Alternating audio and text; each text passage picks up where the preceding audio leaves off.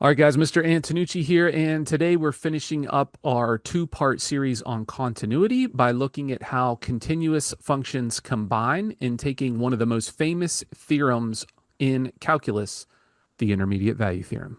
First, a quick rule of thumb. If you take two continuous functions and add, subtract, multiply, or divide them, the result is still going to be continuous as long as you don't divide by zero. For composite functions, f of g of x is going to be continuous at c if g is continuous at c and f is continuous at g of c. We'll break this apart with some real examples so we can make sense of this. All right, we're going to determine the domain on which each of these functions is continuous. So first, let's look at capital F. The first part is a polynomial, x cubed minus 4x. So we know that's automatically continuous on all real numbers. The last part is a rational function whose denominator, x squared plus 9, is never equal to 0. So it also is continuous for all real numbers. And since we're just adding the terms together, we're just adding functions. And remember, we said if we add, subtract, multiply, or divide continuous functions, the result is also continuous. By that sum property, f is continuous for all real numbers. Here's a graph of the function just so you can see what the picture looks like. Now, what about radicals like g of x? Well, you have to look at the inside in this case because it's actually a composition of functions. The inside, x squared minus 16, is continuous everywhere. In other words, for all real numbers. But the outside function, square root, requires that the inside stuff, the u, if you will, be greater than or equal to 0. So what we're going to do is set the inside part greater than or equal to 0 and solve that inequality. If we factor it, the values that are going to make x squared minus 16 non-negative are when x is less than or equal to negative 4 or greater than or equal to positive 4.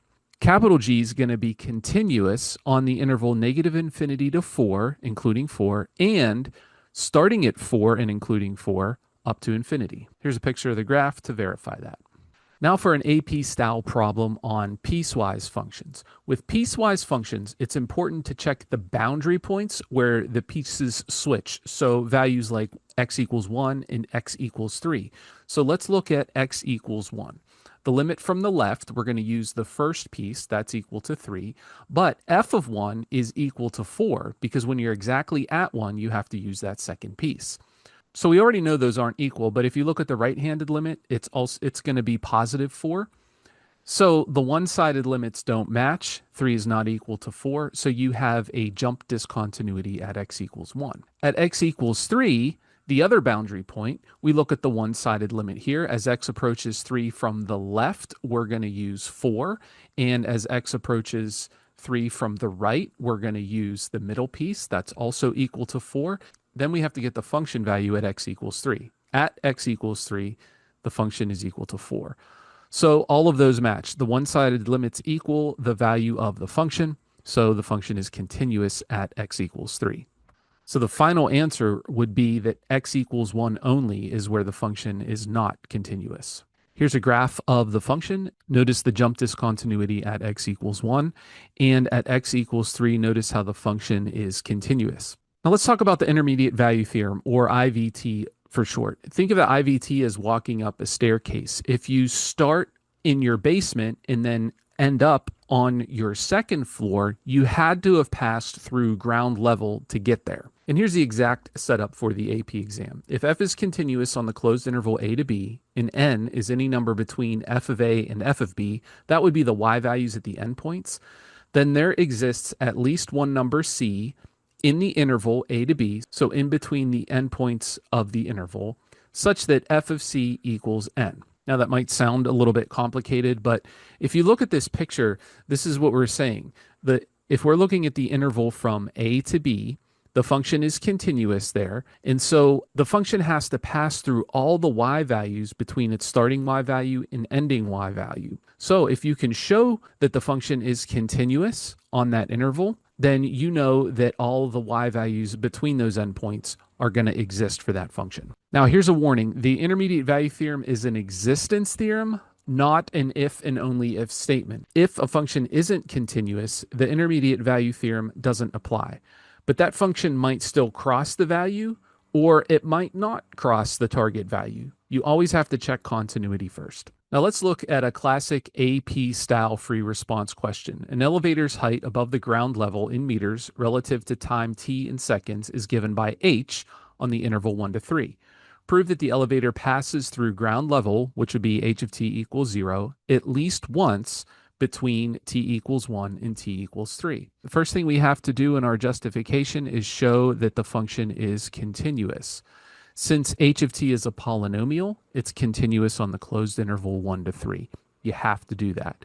Second thing is you evaluate the endpoints. H of 1 is equal to -5. That would mean that the elevator is 5 meters below ground level. And h of 3 equals 13, which means that the elevator is 13 meters above ground level. The third thing is to show that the target value is between the endpoints. In other words, 0 is between -5 and 13. To go from 5 feet below ground level to 13 feet above ground level, the elevator had to go through ground level, which is 0 feet. So when you state your conclusion, it's important that you appeal to the Intermediate Value Theorem, and previously in your justification, you showed that the function satisfied the conditions for the Intermediate Value Theorem. Here's a picture of the graph, and we can see that the function passes through 0 on the interval 1 to 3. Now, here's a big warning. If you forget to explicitly state that the function is continuous, you will lose points on the AP exam. And lastly, expect to see Intermediate Value Theorem with data tables. So here we have selected values of a continuous function g in this table, and we want to know, must there be a value c in the interval 0 to 8 such that g of c equals 0? We have to justify our answer. In order to earn full credit, you can't just simply say yes. You have to provide your full justification. Since g is continuous on the closed interval 0 to 5, and g of 0 equals -4, which is less than 0, which is less than 3, which is the other endpoint, g of 5, by the Intermediate Value Theorem, there must be at least one value c in the interval, which lies inside 0 to 8, such that g of c equals 0. So if a problem tells you the function is continuous and the target y value is between the two y values in the table, you can guarantee by the Intermediate Value Theorem that the target value exists on that interval.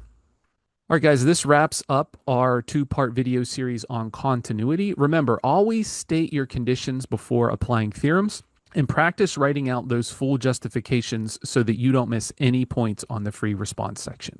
Hope that was helpful to you guys. If so, hit that like button. Make sure you subscribe to the channel for more AP content, and we'll see you in the next one. Take care.